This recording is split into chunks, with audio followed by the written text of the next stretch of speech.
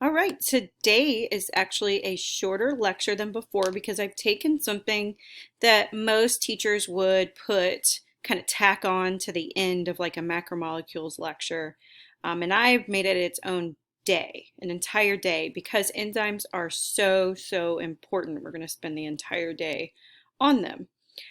Remember, enzymes are proteins that speed up the rate of a chemical reaction. And so without enzymes, we would not be able to live because our cellular processes and our chemical reactions in our body would go way too slow. So they are very important for life. They're also really important because they're the basis of a lot of diseases. So a faulty enzyme can be the basis of a disease. For example, there is a disease called maple syrup urine disease, MSUD. And the enzyme that is affected, so it's a genetic mutation. So remember, DNA codes for proteins. So DNA codes for enzymes. So if there's a DNA mutation, the enzyme will become faulty. And so there's an enzyme called branched chain ketoacid dehydrogenase.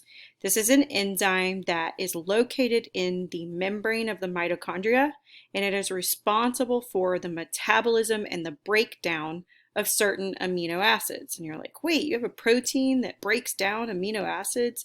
Yes, you have proteins that deal with other proteins that break down amino acids.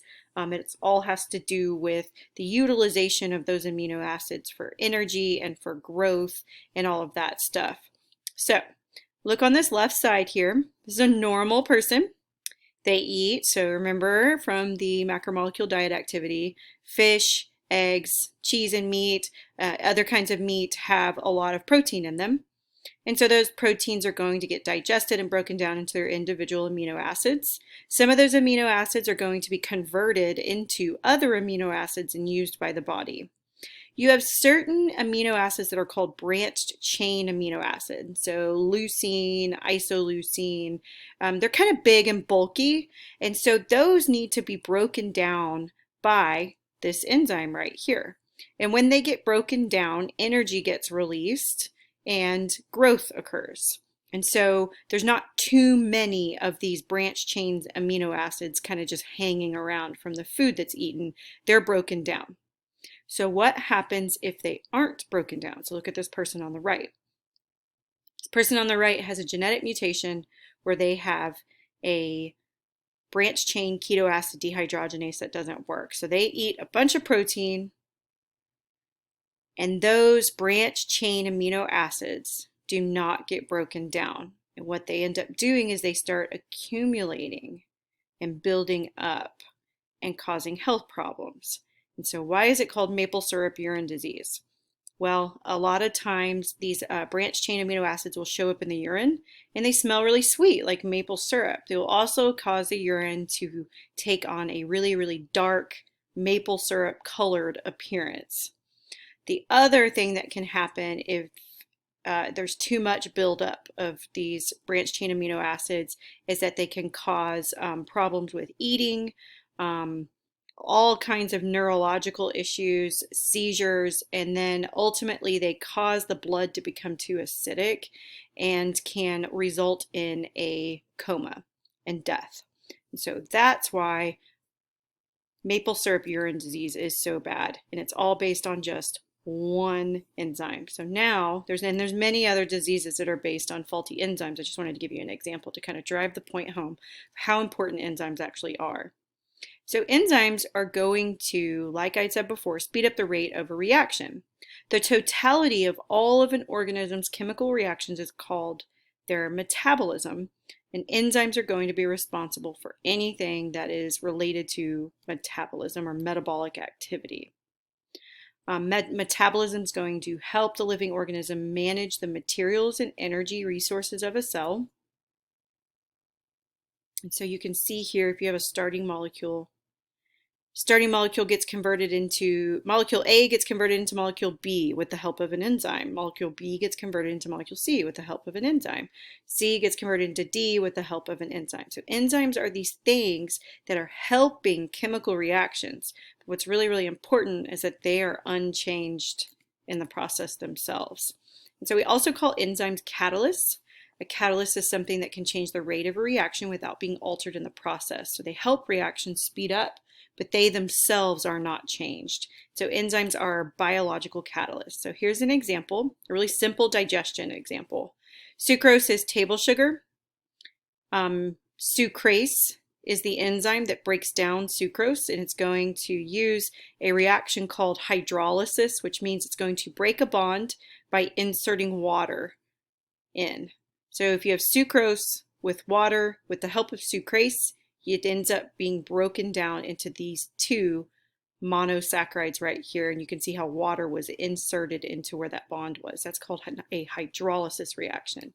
Sucrase helped that to happen, but sucrase itself was not changed during the reaction.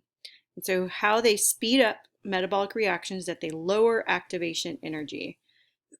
I'm going to show you a graph in just a second of what activation energy is. And so here's just some examples of some digestive enzymes. Lactase is the enzyme that breaks down lactose, which is the sugar found in milk. Sucrase, like we just saw, breaks down sucrose. Lipase is an enzyme that actually is going to help digest fat.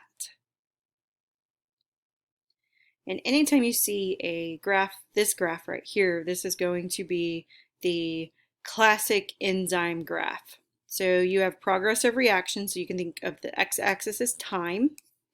The y-axis is going to be free energy, so you can think of it as the energy that is actually used for a reaction. You notice for the reaction to occur, you have to put in some energy, then the reaction is going to occur spontaneously. So don't get really caught up in delta G, especially if you haven't had chemistry yet. All I want you to see is, without the help of an enzyme, you have the black curve. Requires a lot more energy. With the help of an enzyme, you have the red curve. Doesn't require as much energy. So this is telling you it requires this much energy for the process to get started, then it's spontaneous. And then with the red one, it requires this much energy for the process to get started, then it's spontaneous. So what you can see here is the activation energy required to get a chemical reaction started is lowered when you have an enzyme.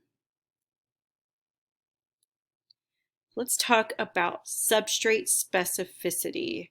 So the substrate is going to be the molecule or compound or whatever that the enzyme is acting upon or that the enzyme is changing. All right, so you can think of the substrate as being the reactant in a chemical reaction. The enzyme and the substrate bind together to form the enzyme-substrate complex. And the active site is the region on the enzyme where the substrate binds. Oh, look at that beautiful animation. I love that. Nice. All right, so the yellow thing is the enzyme. The red thing is the substrate. This right here is the active site. Notice that the active site has a really, really specific fit to the substrate. So I want you to notice that. The substrate fits perfectly into the active site, something called induced fit, and then you end up with your products. All right? So yellow thing is the enzyme, red thing is the substrate, fits into the active site, and then products are released. So this visual right here is going to show you the same thing, just kind of a different type of visual. So we'll just break it down here. Step one, you have two substrates that actually come into the active site. Notice that they fit very perfectly. The enzyme lowers the activation energy, speeding up the rate of the reaction. Notice that the substrates are converted into products. There's some kind of chemical reaction that occurs, whether bonds are broken or bonds are made. It's some kind of chemical reaction, some kind of conversion that occurs, and then the products are released. And notice that the active site is now available again, and the enzyme itself was unchanged in the process. So not only do the substrates have to fit the active site perfectly, you have this thing called an induced fit, where the substrate fits in and then the enzyme actually wraps itself around it. And you can see that really well in the animation earlier. So an induced fit, this enzyme fits snugly around the substrate, and it's kind of like a clasping handshake. Like if you're going in to shake someone's hand, your hand fits into theirs, but then you squeeze them or wrap them around each other. That's what an enzyme does. Make sure that the substrate just stays put, doesn't leave. An enzyme, because it's a protein, remember that proteins are made up of chains of amino acids, and based on the amino acid properties, they could be acids, they could be bases, they could be hydrophobic, they could be hydrophilic. Depending on how all of those individual amino acids react or interact with each other determines the folding of the protein. And if anything messes with the folding of that protein and it unfolds, it no longer works. And so in particular for an enzyme, there are 3 different things that can disrupt the folding of that protein, and that's temperature, pH, and other chemicals. So let's kind of look at these visuals right here. This is going to, we're going to look at temperature. So the better an enzyme works, the higher the rate of reaction, right? So on the x-axis, you have temperature increasing. On the y-axis, you have rate of reaction increasing. Where the enzyme or where the rate of reaction is the highest, that is what's considered the optimal temperature for that enzyme. Right? So this is comparing, 2 different enzymes. The optimal temperature for a human enzyme is going to be 37 degrees Celsius, which makes sense because that is the temperature of our bodies. The optimal temperature, so you see a black one right here. If you go below and you get too cold, enzymes start to unfold and the rate of reaction slows down. If you get too hot, kind of like when a person has a fever, enzymes can misfold and the rate of reactions go down. It is easier and more likely for an enzyme to become misfolded when it gets hotter than when it gets colder. You notice the rate of reaction that's slowing down. It's a little bit slower on this side, but when it gets too hot, I mean, that enzyme becomes dysfunctional pretty quickly. And so that's why getting a high fever is so dangerous and can lead to things like seizures and convulsions and death eventually, is because if our enzymes get too hot and they misfold, they won't work anymore, and then the chemical reactions in our body that keep us alive can't happen.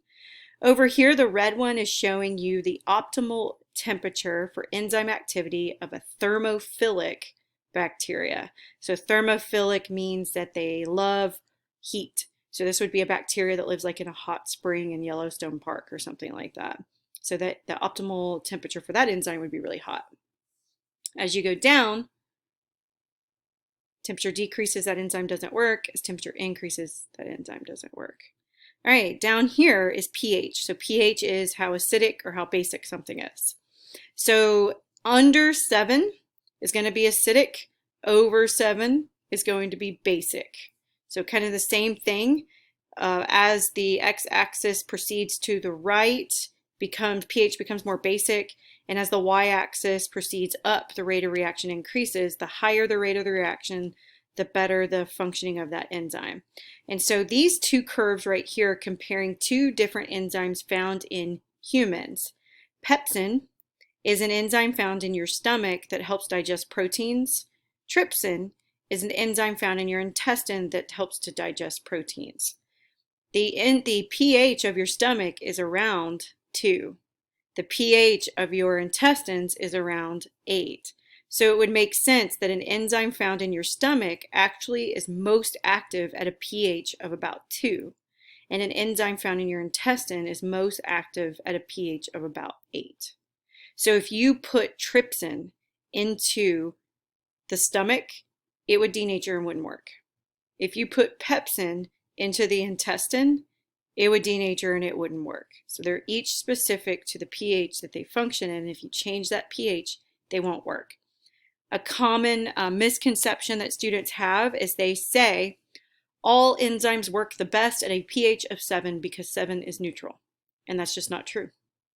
There are enzymes in your stomach that can only work at a pH of 2, very, very, very, very acidic. And there are some enzymes that can only work at a pH that's actually slightly basic. All right? Cofactors, so those are enzymes. Cofactors are going to be non-protein enzyme helpers. And so a cofactor is going to stabilize the active site and is going to help substrates bind to the active site. So I would write that down. Cofactors help stabilize the active site and help substrates bind to the active site. Examples of cofactors are zinc, iron, and copper. And so you have enzymes that function in your immune system. You have proteins that function in your immune system. Zinc is thought to help with immune function, and that is because it's a cofactor. It actually helps enzyme reactions and helps stabilize the active site of enzymes. Coenzymes are cofactors that are just organic. So a coenzyme is a cofactor, but it's organic, meaning it's carbon-based. And so vitamins are going to be your coenzymes. They help enzymes work. So vitamin A is a vitamin that is found in carrots, carrot juice, whatever. Vitamin A is supposed to help with eyesight. Well, the reason why vitamin A, one of the reasons why vitamin A helps with eyesight, is that it's going to stabilize the active site of enzymes that function in your eye. Apparently, that's what they say, right? But with any kind of vitamin, I know there's one, vitamin B. Vitamin B would be considered a coenzyme that helps with enzymes that function in cellular respiration. I do know that. That's why Red Bull gives you wings. It's not just the caffeine. It's actually that the vitamin B helps your mitochondria, the enzymes in your mitochondria work better to make ATP. So you actually have more energy after you drink a Red Bull or you get an injection of vitamin B. I love vitamin B. It's my favorite vitamin. All right, let's talk about enzyme inhibitors. So if there's something that inhibits, it stops. So we have what are called competitive inhibitors and non-competitive inhibitors.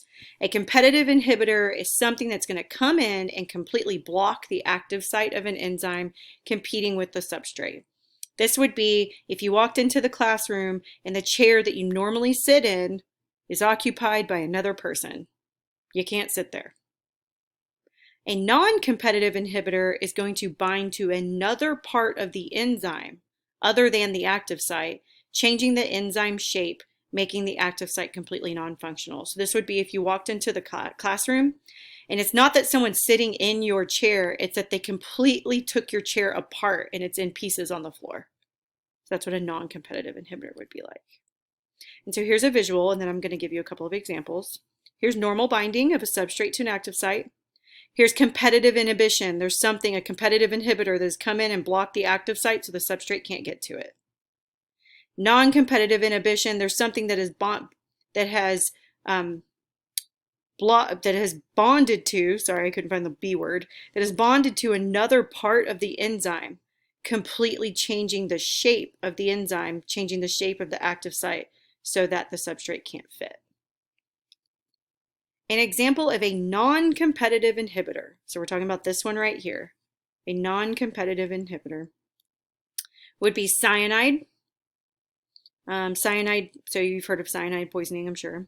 Cyanide will combine with dehydrogenase and other cytochrome enzymes responsible for the transfer of hydrogen atoms during cellular respiration. So literally, cyanide is going to bind to an enzyme that's responsible for the production of ATP, for the production of energy, so that the substrate can't meet up with it. So therefore, cellular respiration doesn't occur. ATP is not made, and that's what ultimately kills a person. Their heart stops working. All right, a competitive inhibitor. So now we're talking about this one. An example of competitive inhibitor would be a drug like Lipitor. So these are called statin drugs. And so let's talk a little bit about this enzyme, HMG-CoA reductase. HMG-CoA reductase is an enzyme that converts lipids into cholesterol. Because remember, cholesterol is good. We need cholesterol. It maintains the integrity of the cell membrane. It's great. But too much cholesterol is going to block blood vessels. It's going to cause plaques to form and just all kinds of bad things happen after that. So a person who has too high of cholesterol in their bloodstream, they want HMG-CoA reductase to not work anymore. It's like, dude, you're making too much cholesterol. So they take a medication that blocks the active site of the enzyme that makes cholesterol, so then the lipids can't bond to it, so it can't make too much cholesterol. So that's an example of a competitive inhibitor. So not all non-competitive inhibitors are bad. There are other medications that are non-competitive inhibitors. Not all competitive inhibitors are bad. A lot of drug therapy, a lot of pharmacotherapy is based on the inhibition of enzymes whenever it is necessary. All right. And that is all I have for you for enzymes. I hope that you can see that they're very important because they're proteins. The folding of them is very important. They help to speed up the rate of a reaction. If an enzyme doesn't work properly, it can be the basis of disease. And sometimes in drug therapy, we are going to have drugs designed that actually block the action of an enzyme. I hope that you also understood that if temperature, pH, or other chemicals, if they change, then the folding of the enzyme can actually change and it can become dysfunctional. And yeah, and then also that a substrate is very, very specific to the enzyme that it fits into. All right, this was a short lecture today. Today you're going to do a lab where you're going to demonstrate the effect that changing temperature has on the action of an enzyme. You're going to see firsthand if you make it too cold, an enzyme won't work. If you make it too hot, an enzyme won't work. And the enzyme that you are working with is bromelain, which is an enzyme found in pineapples that actually breaks down protein bonds. So it's used kind of as a meat tenderizer. And then the protein you're using is gelatin. And I will have explained that in the Zoom, or if you're watching the lecture early, I will explain it in the Zoom a little bit later. All right, talk to you guys later.